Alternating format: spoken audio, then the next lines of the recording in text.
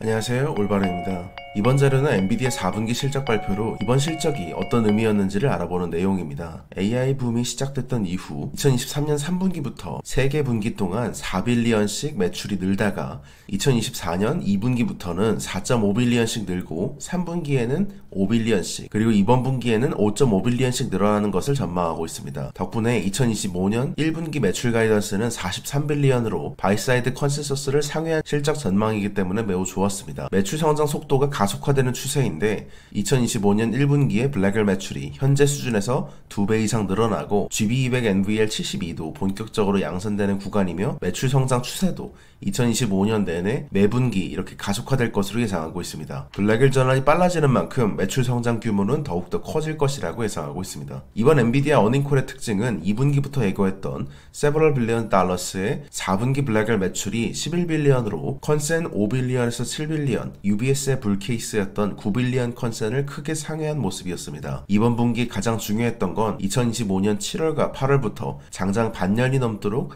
블랙웰 공급에 대한 노이즈가 계속됐기 때문에 블랙웰 생산이 정상적으로 진행되고 있다는 가시성이 매우 중요했는데 그 문제가 해결됐음을 알려서 좋았습니다. 또한 두 번째로는 모든 블랙웰 제품 구성이 풀 프로덕션, 즉 양산 단계에 진입했음을 알렸기 때문에 GB200 NVL72 서버도 이제 3월을 앞두고 양산 단계에 진입했음을 확인할 수 있었습니다. 또한 지금의 GPM 하락의 원인이 주로 호퍼에서 블랙웰로 대거 제품 구성을 바꾸고 있다 보니까 램프업 비용이 늘어서 그런 것임을 생각해보게 되면 이번 분기에는 부품 공급 병목이 있었던 마진율이 높았던 GB200 NVL72 서버 대신 HGX B200 서버를 판매를 급격하게 늘렸기 때문에 마진이 약간 희생됐지만 2025년 말에는 GPM 70% 중반으로 다시 회복할 수 있다는 것을 확인한 분기였습니다. 다섯 번째로 보자면 다들 추론용으로 소형 모델을 더 갈고 닦고 있기 때문에 추론 비용이 크게 낮아지면서 기업들의 AI 채택이 크게 늘어 사후학습 컴퓨팅 규모와 추론 규모가 크게 늘었습니다. 이번 분기부터는 사후학습의 컴퓨팅 규모가 사전학습의 규모보다 커졌음을 말했죠. 마지막으로 블랙웰 GPU 클러스터부터는 다들 프론티어 연구소들이 10만 개 이상의 블랙웰을 하나로 엮고 있는데 이러한 다수의 클러스터에 배송하기 시작했다는 것도 확인해줘서 좋았습니다.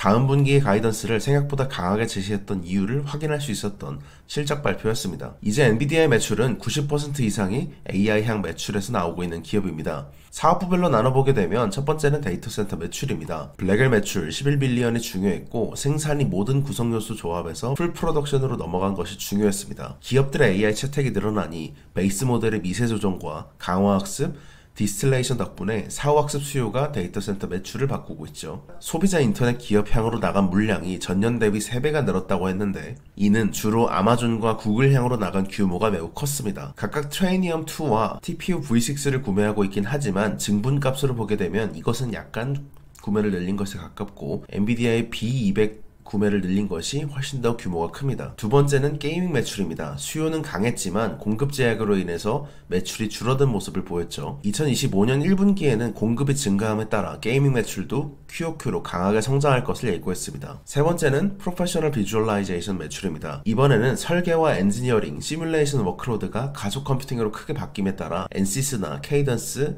지멘스 소프트웨어 플랫폼 내의 사용량이 크게 늘고 있습니다. 디지털 트윈을 많이 채택하고 있다는 의미입니다. 네 번째는 자동차 및 로보틱스 사업부 매출입니다. 최근 자율주행 차량 매출이 크게 늘어나면서 자동차 사업부도 매출이 많이 늘어나고 있는데 도요타도 엔비디아 칩을 사용해서 자율주행 차를 상용화할 것이고 오로라나 컨티넨탈 등 자율주행 트럭들도 엔비디아 칩을 사용해서 대거 배치할 예정이라고 밝히고 있습니다.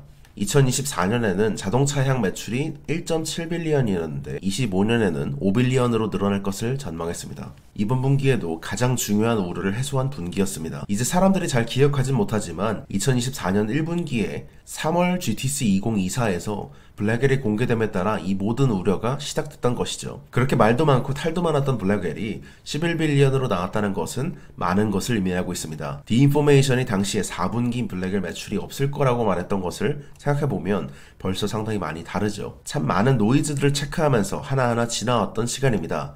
지난 실적 발표 이후에 특히 지금은 진실을 아실 테니까 그 입장에서 다시 살펴보자 보면 데이터상 전혀 반대인 내용들이 상당히 많았죠. 2025년 하반기와 연간으로 보게 되면 ASIC의 점유율이 높아지는 것이 아닌 엔비디아의 블랙웰이 압도적인 TCO를 갖고 있음을 확인하면서 엔비디아의 AI 가속기 내 점유율이 올라가는 행위며, 딥시크는 제번스의 역사를 확인한 사례이자 오히려 PTX나 CUDA 커널 설계값을 보게 되면 엔비디아의 해자를 확인한 사례에 가깝습니다. 현재 클라우드 내 가장 우수한 하드웨어인 H200은 물론 이전 가속기 모델인 H100과 A100의 수요가 늘어나는 것을 확인하고 있기도 하죠. 딥시크 백포 이후에 AI 업계에서 달라졌던 부분은 네이버를 통해서 디테일한 차트로 확인해 보실 수 있습니다. 이번 실적에서 블랙웰 양산 규모가 중요하다고 봤던 이유는 크게 두 가지가 있습니다. 하나는 블랙웰의 TCO가 워낙 우수하기 때문에 H200을 구매하는 대신에 B200을 구매하고자 기다리는 에어포켓이 생길 수 있기 때문이었습니다. 이번 분기에 데이터 센터 매출이 35.6빌리언이 나왔는데 이 중에 11빌리언이 블랙웰 매출로 나갔다는 것은 나머지 24.5빌리언 중 상당수 약 3빌리언 정도를 제외한 나머지가 H200 혹은 H20으로 나갔다는 의미입니다. 이번 실적 발표에서 엔비디아의 경영진은 고객에게 최대한 많은 양의 블랙웰을 배송하기 위해서 GPM을 약간 희생해가고 있다는 맥락을 넣었는데, 워낙에 TCO 차이가 크기 때문에 그럴 수 있는 일이죠. 블랙웰 생산을 늘릴 때 호퍼 수요가 줄어드는 것은 원래도 호퍼를 늘릴 때 암페어 수요가 줄어들었던 것에 가깝습니다. 다만 요즘 좋은 것은 중국 내 딥시크 배포 이후에 H20 수요가 크게 늘면서 호퍼 GPU 상당 부분을 H20향으로 판매하려고 하고 있습니다. 대만 공급망 내에서 엔비디아 GPU를 테스트하는 KYEC를 통해서 체크해본 결과로는 호퍼 GPU에 대한 러시 오더가 들어갔으며, 이번 1분기에 테스트 중인 호퍼 칩은 75만 개 정도이고 대부분 H20인 것으로 추정되고 있습니다. 블랙웰 칩 출하가 시작되면서 대부분의 호퍼 물량이 블랙웰로 이전됐음을 생각해본다면 거의 맞을 거라고 생각하고 있습니다. 블랙웰의 11빌리언이 좋았던 다른 하나는 GPM 하락이 대부분 호퍼와 블랙웰 아키텍처 전환에 따른 램프업 비용 증가에 의해서 나오고 있기 때문입니다. GPU만 바꾸면 됐던 기존의 트렌드가 아니라 네트워킹이 포함된 서버 자체를 하나의 제품화시키다 보니까 훨씬 더 많은 것들이 바뀌었습니다. 기존의 NVLink 8 체제에서 NVLink 72로 바뀌었고, 이번 GTC에서는 이것을 288 체계로 바꿀 것으로 예상되고 있습니다. 그러면서 서버의 셰시나 시스템 아키텍처, 하드웨어, 전력 관련 부품들을 모두 바꿔서 아키텍처의 전환 비용이 평소보다 컸습니다. 한마디로 원래는 GPU 칩만 팔던 기업에서 서버 자체를 팔던 기업으로 바뀌었다는 의미입니다. 블랙웰 제품군들이 최대한 빠르게 풀 프로덕션에 들어가야 마진이 안정되는 그림이었기 때문에 올해 하반기 GPM 70% 중반대의 마진율 회복을 위한 가시성을 높여주기 위해서 블랙웰 양산이 생각보다 더 빠르다는 것은 중요했습니다. 딥시크 R1을 블랙웰 서버로 추론할 경우 H100에 비해서 추론 시 서버당 매출은 25배 더 많이 낼 수 있고 토큰당 가격은 20배 더 낮게 서비스할 수 있습니다. 메모리 사용량을 줄이고 연산량을 낮추면서도 정밀도를 유지할 수 있기 때문입니다. 따라서 R1으로 대표되는 테스트 타임 컴퓨팅 모델들을 추론할 때 출력량을 보게 되면 H100은 초당 844개의 토큰을 생산하고 H200은 2025년 1월 기준으로 1.8배 개선된 1500개 정도의 토큰을 생산하며 H200 2025년 2월 기준으로는 약 5,900개 정도로 7배 좋아진 모습을 보이고, 블랙웰 200에서는 21,100개 정도의 토큰을 생산하며 25배 좋아진 그림입니다. 이 차트에서 강조하던 건 첫 번째로는 블랙웰의 TCO이지만 두 번째로 흥미로운 건 엔비디아 소프트웨어의 해자이기도 합니다. H200이 같은 H200이지만 CUDA 소프트웨어 업데이트를 통해서 딥시크 R1 초당 토큰 출력량이 2025년 1월 기준으로는 1,500개 정도였지만 2월 기준으로는 약 6,000개에 가까울 정도로 4배 가까이 개선됐다는 점입니다. 1개월 사이에 소프트웨어 업그레이드를 통해서 4배 개선됐다는 의미이죠. 엔비디아의 칩은 하드웨어에서 성능 개선이 끝나는 게 아니라 소프트웨어적인 최적화를 통해서도 꾸준히 칩 성능이 좋아지는 모습을 확인할 수 있습니다. 한번 서버를 사면 고객사 입장에서는 4년 정도는 쓴다고 가정할 때 엔비디아는 기존에 있던 볼타나 암페어 등의 칩도 성능을 꾸준히 업데이트해주고 있기 때문에 생태계 전체에 대한 해자로 작용하게 됩니다. 이미 꽤 오래된 내용이지만 H100조차도 성능이 계속해서 좋아지고 있는 모습이었죠. 아쉬웠던 점을 살펴보자면 이번 실적 발표에서 다른 자잘한 것들은 제외하고 1분기의 GPM이 71%로 컨센의 72% 대비해서 약간 낮았던 점과 70% 중반으로의 회복 시점을 2025년 하반기에서 25년 말로 단어를 약간 바꾼 것이 아쉬웠습니다. 이 부분은 사실은 제품 전략이나 디테일을 이해해보시면 펀더멘탈적인 문제라기보단 트레이드오프 관계에 있는 것이 있기 때문에 이해되는 부분이기도 합니다. 엔비디아가 네트워크 제품을 함께 판매해야 해서 마진이 좋은 GB200 NVL 71을 램프업의 슬로프가 2개월 정도 오른쪽으로 밀렸기 때문에 HGX B200을 함께 램프업하면서 마진을 약간 희생한 것이 메인이기 때문입니다. 블랙의 램프업을 예상보다 더 빠르게 하기 위해서 GPM 회복 속도를 미룬 것이기 때문에 외부 압력에 의해서 혹은 가격에 의해서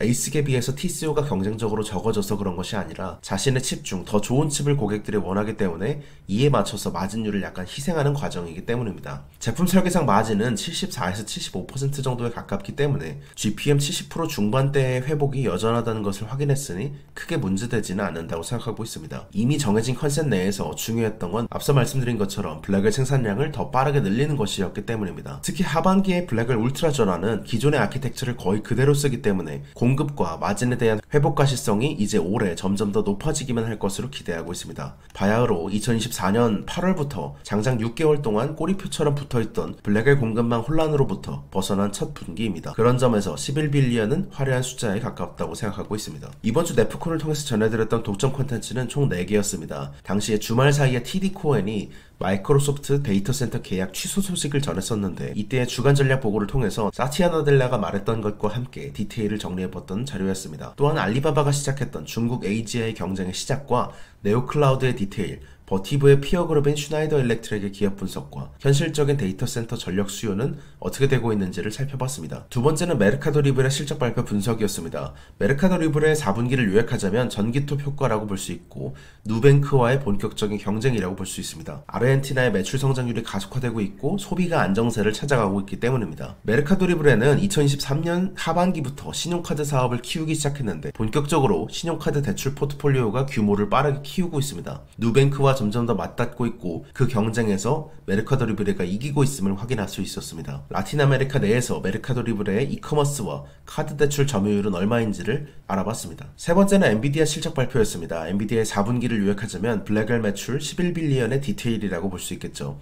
4분기 블랙엘 매출이 컨센보다 훨씬 더 높아서 좋았고 램프업 속도를 더 빠르게 함으로써 공급망에 생각보다 더 많은 비용을 넣어야 했기 때문에 GPM에 대해서는 두 가지가 바뀌게 됐습니다. 여전히 엔비디아는 2025년 PER 기준으로 25배 정도를 받고 있고 PEG 0.5배로서 매력적인 밸류에이션을 받고 있다고 생각하고 있습니다. 네 번째 자료는 아리스워터 솔루션의 실적 발표였습니다. 4분기 실적을 요약하자면 땅 따먹기라고 볼 수 있는데요. 트럼프 2.0의 언리싱 아메리칸 에너지 시대에 수처리 기업으로서 오일 메이저들과 다양한 기회를 보는 중입니다. 연간으로 아리수에게 가장 중요했던 것은 2025년에도 퍼미안 분지 내에서 오일 메이저 기업들이 신규 시추 활동을 늘림으로써 워터 솔루션 매출이 늘어날 것으로 보인다는 점이었습니다. 이번 주 투자의 생각 유튜브 편은 여기서 마치겠습니다. 감사합니다. 올바르였습니다. 좋은 하루 되세요.